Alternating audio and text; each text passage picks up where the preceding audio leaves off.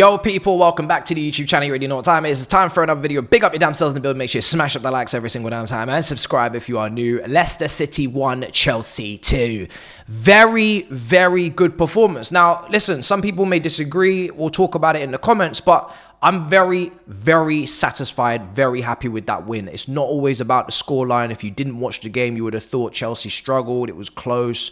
But the fact of the matter is, I believe statistically, and I haven't double checked, but I'm just going off my bearings, Leicester City's first proper shot on target was the penalty in the 95th minute. So Chelsea in this game, for me, for 85-90% of that game, apart from the back end of that first half, were in complete control and were in second gear, maybe third at times, but not fourth or fifth, but not taking the piss.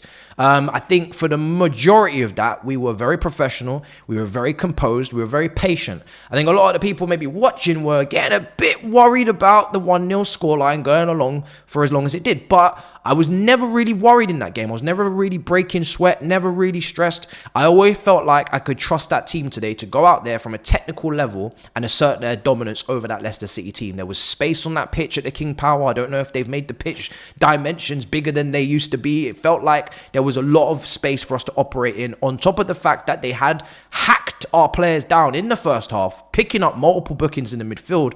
We were always going to be able to slice and dice our way through the middle of the pitch and find openings. And it was pretty easy, in my opinion, for our players of the caliber of Palmer, Caicedo, to find the openings, to find the Enzos and the Felix in the half spaces and Mudryk out wide. Now, to start with the team that started that game, I was pretty happy with the team, purely because once we found out Gusto was ill, and, you know, Neto has picked up a knock in international break, which I think is very minor, and they're just being precaution. He'll play against, I think, next week in the Premier League. I think he'll be there. Probably not on the Thursday Europa League game, but he'll be back. And it's a precaution because it's Neto and we have to look after him and whatnot. That team was pretty balanced. We didn't see fullbacks in 8s and 10s. We didn't see people out of position. Well, we saw Enzo higher up the pitch than maybe we expect or we're used to seeing him this season. You know, we've seen him in quite a few little areas, whether it Regista, box to box. Today it was very evident, and I'll start with Enzo because obviously he leaves this pitch with a goal and assist. Arguably man of the match. I'd also like to put Jackson in that category for man of the match. You guys let me know who you decide between.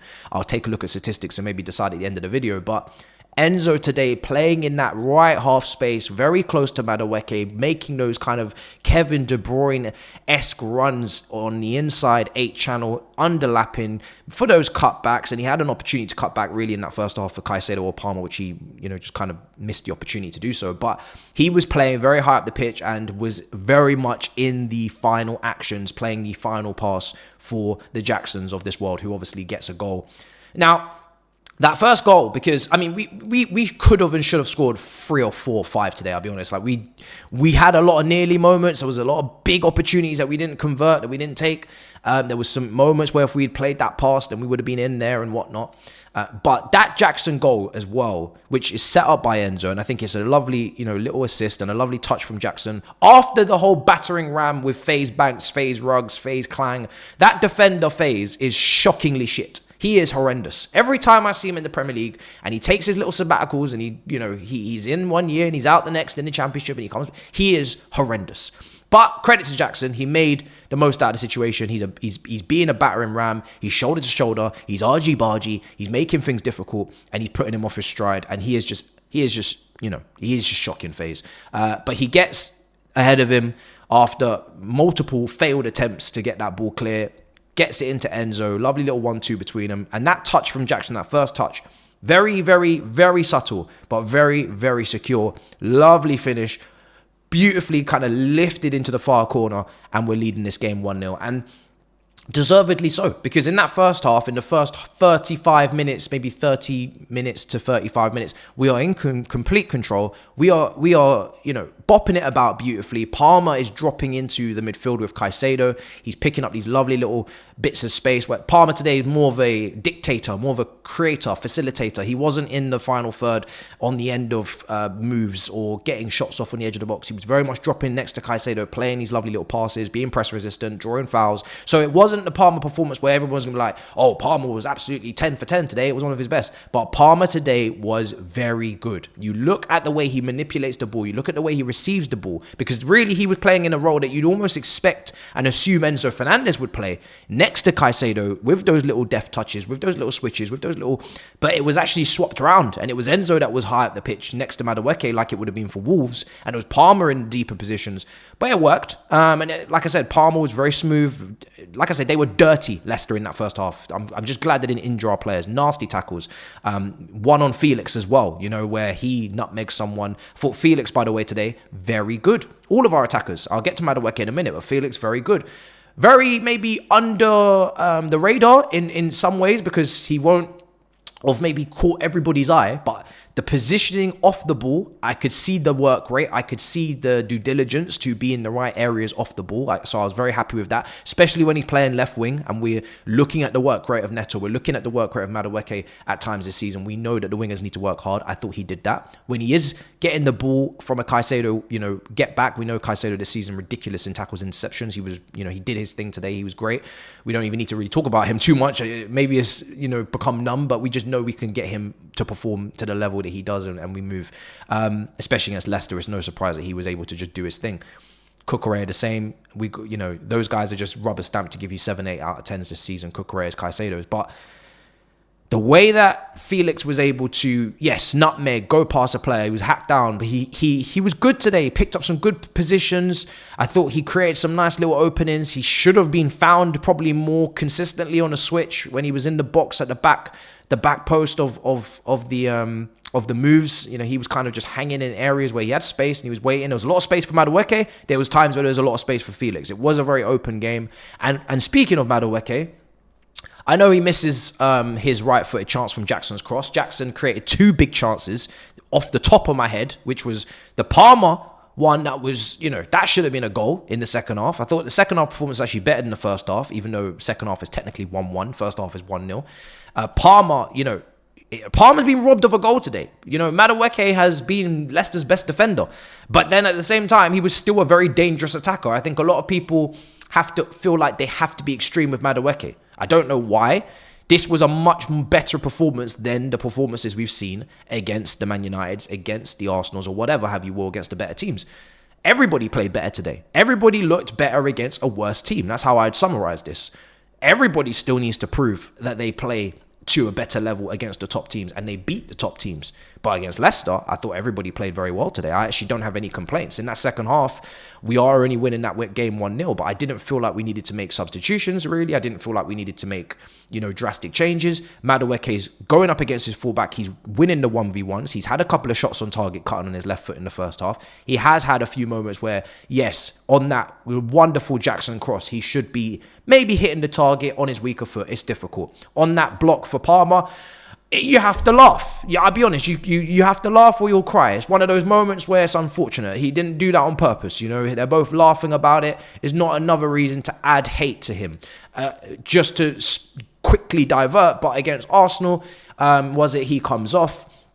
And people are saying he's gone straight down the tunnel. It's now been clarified and cleared up that he actually just went to the toilet and then he came back to the bench 5 minutes later and sat himself down. We don't have to force hatred and pressure, not even pressure, but we don't have to force it with Mudryk. I don't like to see this. The performance from the winger today on that right-hand side was a good performance. I'm sorry. If you don't think it was because he wasn't perfect in every single 1v1 or he wasn't perfect in every shot and he didn't make the right final action every single time, then I have unfortunate news for you that you needed Elise then. You needed us to sign Elise more than I needed us to sign Elise. You're looking for a winger that doesn't really exist in most teams. Wingers are, and especially a winger like Mudryk, he is a risk taker. And we need him to be a risk taker because you've seen what Mudryk is like when he's not confident, he's not taking on his man, and he's not taking risks. He's boring, he's bland, and he's basically of no use to us. So I need Mudryk to receive that ball, have the confidence to go 1v1, and go past his man 9 times out of 10, which he did today. I need him to take those shots from that right-hand side because we know that Sancho isn't necessarily someone that's going to pull the trigger.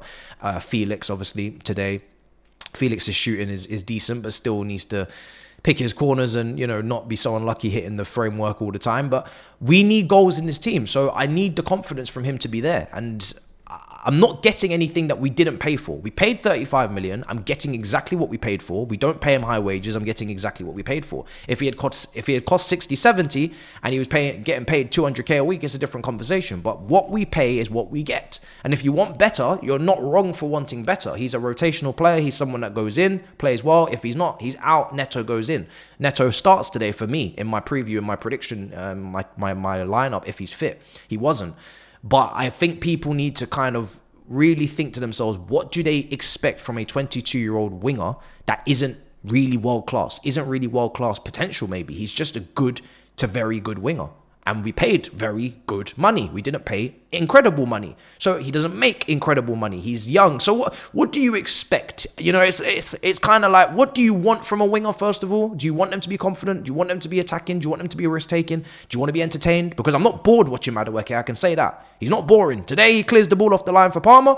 Very entertaining. Thankfully, it's not one of those games we were ever going to drop points, in my opinion. So I was pretty calm. Does that against Arsenal away from home? It's a different conversation. But what do you want from him? So, yeah. But moving on. That's not my little rant over, because I do think he was better today. I think he's getting a bit too much heat for no reason on that performance. But, yeah, you know, it's between Enzo and Jackson for man of the match. I thought Badiashile was much better as well. Very good. All of our defenders, I think, today. No real issues. Like I said, we didn't concede any shots on target. We just had that spell where, you know, you're seeing those shots being taken from Ndidi and Samaris getting into the box, and it's just too easy to enter our area, and they are causing us some issues. Sanchez has given the ball to Caicedo. He's, you know, it's getting a bit much. But apart from that, they didn't create anything in the second half. There was no big chances. Their 10 came on, did a little bit of slicing and dicing on the left wing, and it was all very pretty. But apart from that, we had that defense. Those centre-backs had us locked up. Caicedo locked up. So, brilliant performance back there. Badiashile, much better. Does that mean he can start next week? It will depend on tactics, Gusto coming back in, etc. But very happy with Badiashile. Lots of line-breaking passes. Very much getting it through the midfield. But again, I won't go overboard and start over-gassing it, because it was Leicester and they did give us space to play. It wasn't the most compact Leicester team.